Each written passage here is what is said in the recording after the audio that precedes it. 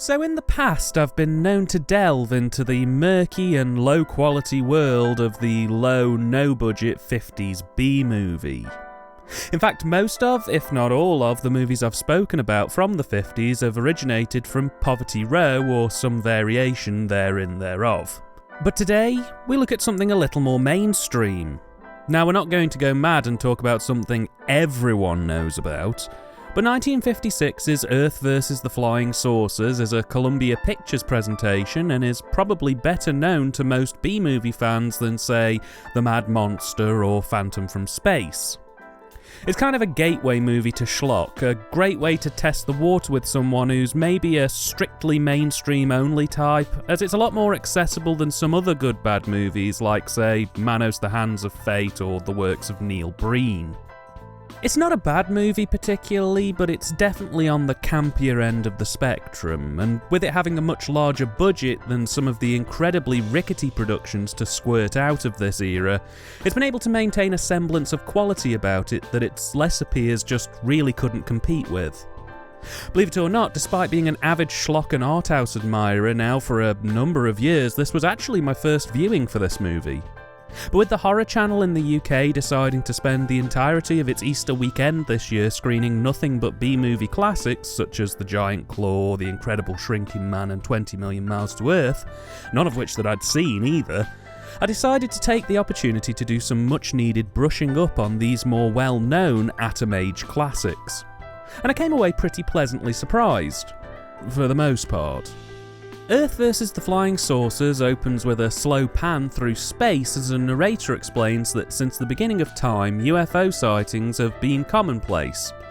That's a bit of a fib. The first non-disputed recording of a UFO sighting was in 218 BC, but that was quite a while ago, so I will let them off in this instance. As of the 1900s, the Air Force have begun to document these sightings, and most are given a relatively harmless explanation. But 3% of them go unexplained.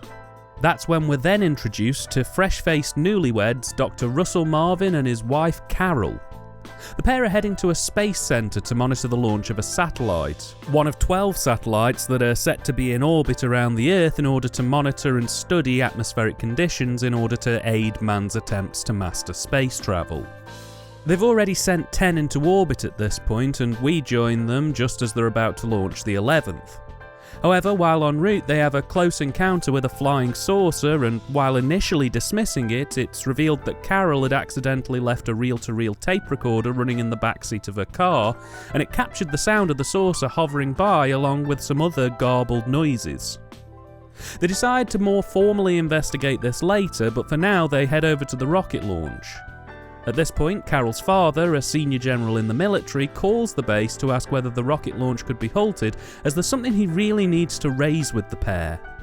But time waits for no man, and the rocket is launched on time. To celebrate, Carol, her father and Russell have a small barbecue, and it's here where the proverbial hits the proverbial. You see, Carol's father has been monitoring a series of unusual, unidentifiable objects that have crashed recently, and when Russell mentions the alien recording and the saucer sighting, things appear to fall somewhat into place. It's at that exact moment that Satellite 11 is shot down mid-barbecue. Now aware of what's happened to the other satellites and deeply curious, Russell pushes on with the launch of Satellite 12, for the sole reason of seeing if he can use it as bait to pull out whatever it is that keeps shooting down his satellites. But just before the launch, a flying saucer races in, lands on the base, a handful of aliens leave the ship, destroy satellite number 12, and just as the aliens are returning to the ship in preparation to leave, the army turn up and open fire, killing one of the aliens in the process. The aliens retaliate by liquidating the army and their reserves with laser arms. They then destroy the base, trapping Carol and Russell in a bunker on the base, and to top it all off, they then go and abduct Carol's father and drain his brain of all knowledge so they have a better understanding of the planet. I mean, talk about a tough day at the office. Yeesh. Anyway, Russell and Carol are eventually rescued from the base, but while they were there, through sheer random coincidence, the batteries on Carol's reel-to-reel die just as Russell was listening back to the saucer recordings. The reels slowed down, and the garbled noise when played at half speed suddenly becomes an audible message from the aliens warning them not to launch any more satellites and asking them to meet on peaceful terms at the launch base. But obviously this has all come too late. Russell and Carol are placed in lockdown at a nearby hotel, but the aliens manage to contact Russell again and tell him to meet by a nearby bay where all will be revealed. Russell slips the lockdown and makes it to the bay, though Carol and a security guard clock him leaving the base and give chase. When all of the group arrive at the bay, the aliens invite them into the spaceship, where they reveal that they're in fact the survivors of a collapsed solar system. Asylum seekers in a sense, and that they have their sights set on Earth as their new home.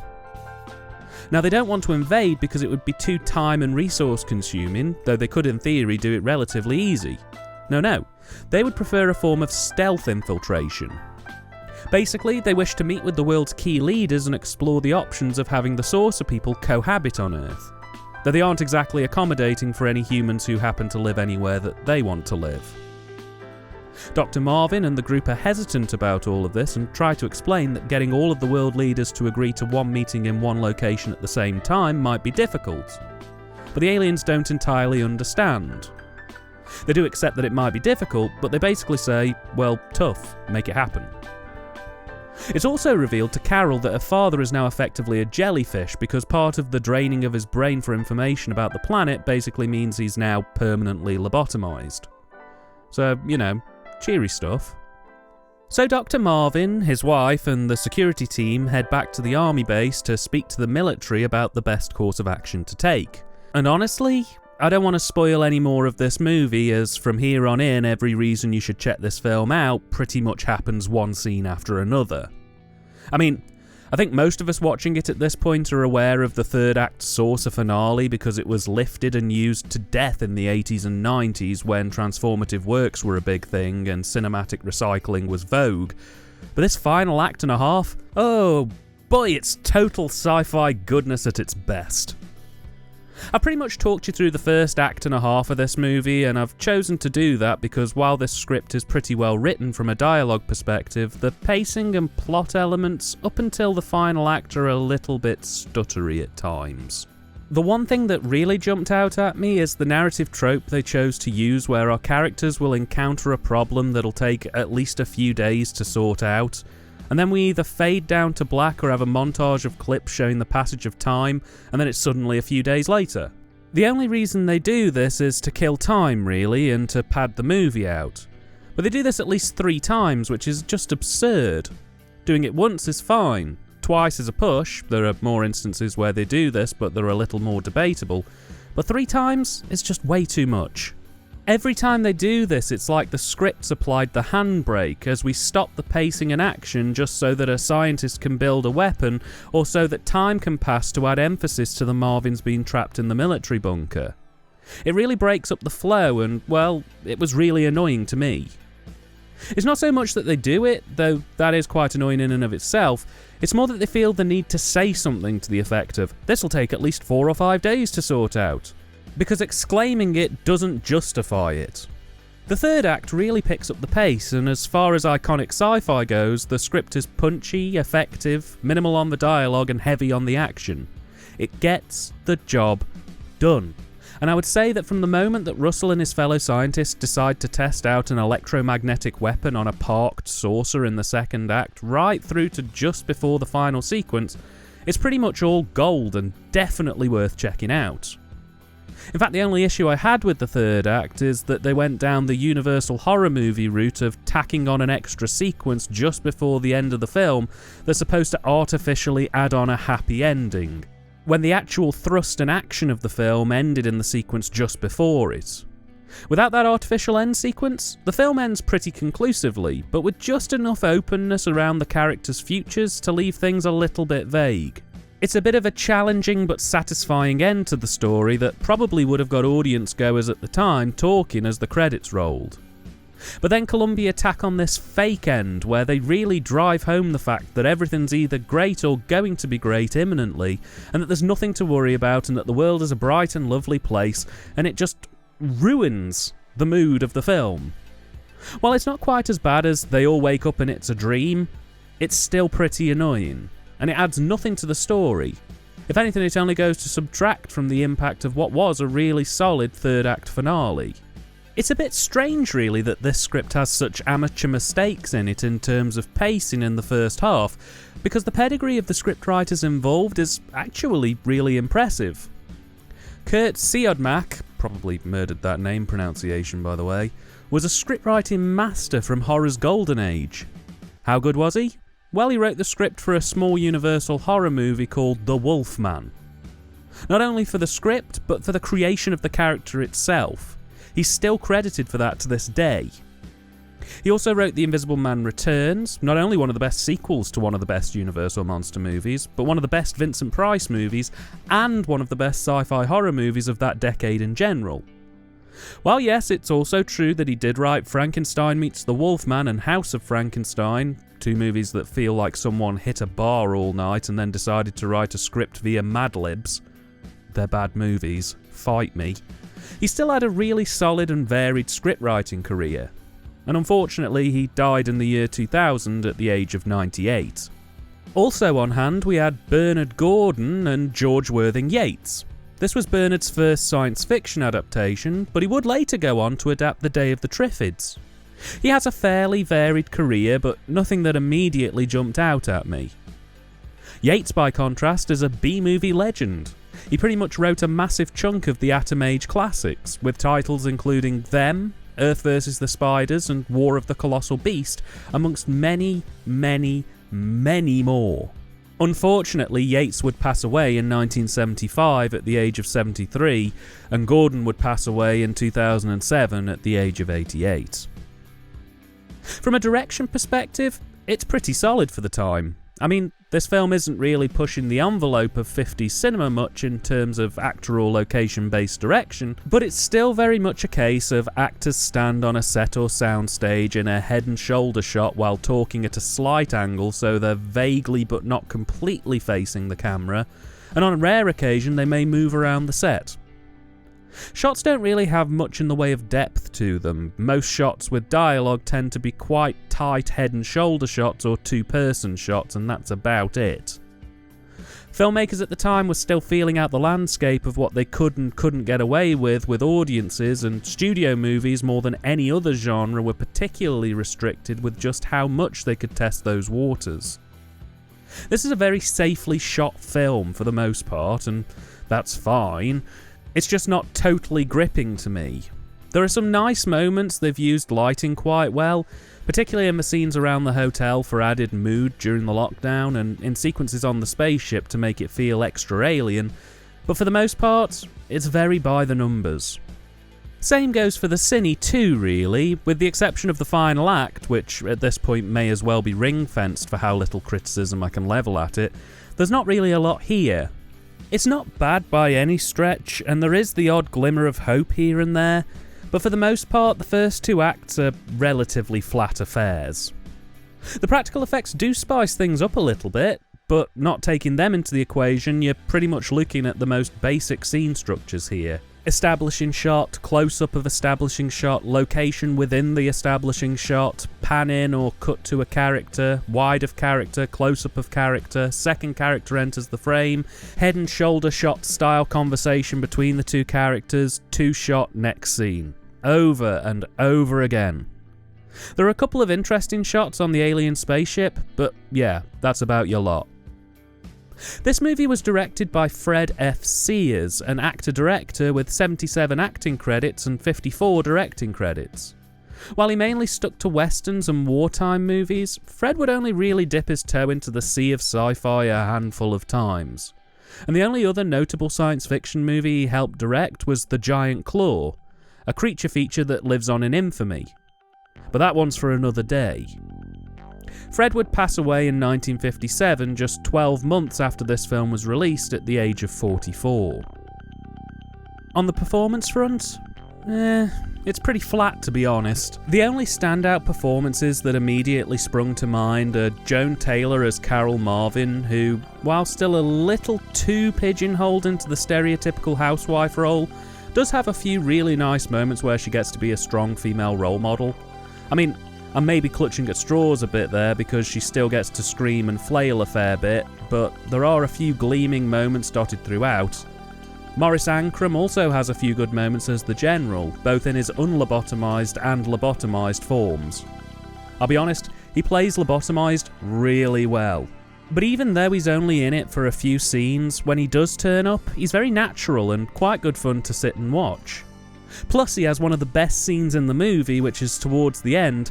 The aliens get fed up of him loboing around the spaceship, so they just unceremoniously punt him out of the spaceship where he plunges to his death right into the middle of a forest fire. It's done so ham-fistedly and ropily effects-wise that I laughed solidly for a good 2 minutes after seeing it. What should have been a poignant death scene is just ruined in the most wonderful way by a bad effect. I've been waiting this whole review to get down to the practical effects. Why? 2 words. Ray Harryhausen. The legend of stop motion. This was his least favourite movie to work on, but for my money it showcases a fantastic array of effects. The flying saucers are a design classic, and the intricacy of the whirring parts of the saucer are genuinely a wonderful sight to behold. I really can't stress enough just how good they look hovering over landmarks, and particularly when they're under attack, they judder and glide so perfectly. I think this film features the best saucers in cinema, honestly. Even more impressively, this film features stop motion of buildings collapsing, which is just an astounding thing to behold. The amount of time and intricacy involved in doing something like that is so intense that even Harryhausen gave up doing it after this movie. The stop motion combined with some of the other practical effects here only further raise this film's quality in my opinion. It just looks so good.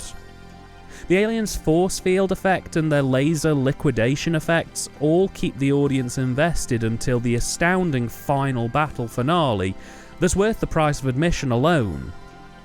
I also feel it would be amiss of me not to mention that some of the sets here are gorgeous and really have a sense of grandness and attention to detail about them. Unfortunately, while the scale and detail is there, it's often underplayed by the mediocre cine, meaning at times that I've seen lower budgeted movies look better than this despite the fact that so much effort's been put into some of these set designs, which was a tad disheartening. Finally, the soundtrack, which, well, it's alright, but it's not unique. Before I realised that this was a Columbia Pictures film, I was certain that this was a Universal production, because some of the scoring is so markedly similar to Universal monster movie soundtracks that I'd just assumed that they were reusing some of the old music or scored it very similarly. But no, apparently this film has its own OST, and it's very generic contextually. If you've watched any of the Universal monster movies or you've seen any kind of 50s B-movie sci-fi film, you've probably got a pretty good idea of what you're going to get here. It sounds exactly like those kinds of movies. The release history for Earth vs. the Flying Saucers is a bit spotty to say the least. It was released multiple times by RCA and Columbia Pictures on VHS as part of their Hollywood collection in the late 80s and early 90s, both as a standalone release and as part of a couple of 2 movies on 1 tape type releases. As a bit of a first for this channel, it was also released as a silent, highlights only Super 8 release at some point in the 1960s or 70s, though information on that release is quite scarce. On the DVD front, it's also had multiple releases, first as a standalone DVD in 2002, then a collected box set in 2005, and then again in 2008. While it hasn't had an official UK Blu-ray release at the time of this recording, it has been released as a black and white and colorised Blu-ray release in Europe in either late 2008 or early 2009. This version does work on UK players, but I can't personally comment on the quality as my copy for review was broadcast rather than on physical media. Is this movie essential viewing generally? No. The pacing issues can be a bit infuriating at times, and I believe it would be difficult for modern viewers who weren't curious about the genre to move past the stilted direction and dated, if not impressive, effects. Is this movie essential viewing if you're getting into 50s cult cinema? I'd say quite probably.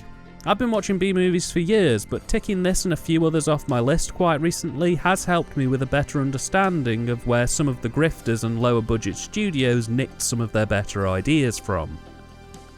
The final act is good fun, the characters are relatively likeable, if not a touch generic by 50s B-movie standards. It's about an hour and 20 long, and for my money you could definitely spend your time in a worse way. If it's going cheap or playing on TV, it normally does get broadcast at least once a year somewhere. Check it out, you'll probably kinda dig it.